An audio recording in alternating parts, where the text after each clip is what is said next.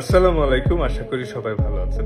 Workload ম্যানেজমেন্টের নাম করে আইপিএল খেলতে দেওয়া হলো না, তবে ঠিকই ডিপিএল আবাহনীর হয়ে 50 ওভারই ম্যাচ খেলানো হলো এবং জিম্বাবুয়ের বিপক্ষে টানা 4টা টি-20 খেলানো হলো, সেটা আবার বিশ্রাম না দিয়েই। ফলাফল জিম্বাবুয়ের বিপক্ষে পঞ্চম টি-20-র আগে ইনজুরিতে পড়লেন তাসকিন আহমেদ। এখন আসন্ন টি-20 বিশ্বকাপ খেলা নিয়েই জাগলো শঙ্কা।